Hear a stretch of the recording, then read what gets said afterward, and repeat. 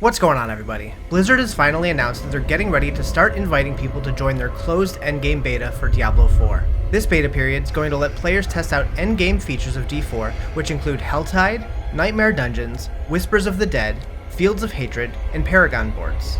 Helltide is an event that becomes available to heroes that have reached World Tier 3, Nightmare difficulty.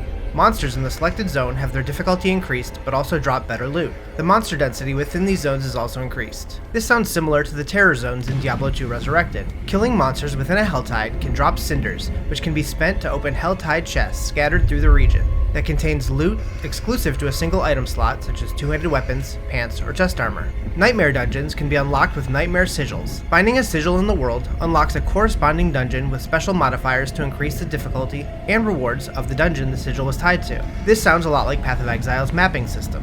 Whispers of the Dead will show on your map throughout Sanctuary. Completing these tasks reward you with experience, gold, and Grim favors. Once you collect 10 Grim favors, they can be exchanged at the Tree of Whispers for more loot and experience. The types of whispers you have available to you rotate frequently, and new ones become available throughout the day. This sounds like an evolution of Diablo Immortal's bounty system. Fields of Hatred are the PvP zones in Diablo IV. While inside these zones, players can defeat demons to collect Seeds of Hatred.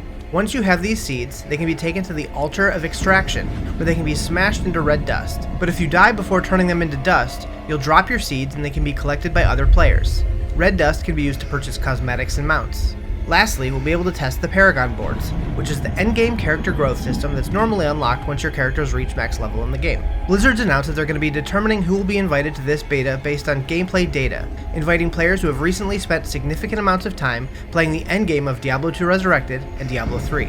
You can make sure you're opted in to receive an invite by going to the Battle.net launcher or website, going into your Privacy and Communications menu, and making sure News and Special Offers from Battle.net is checked.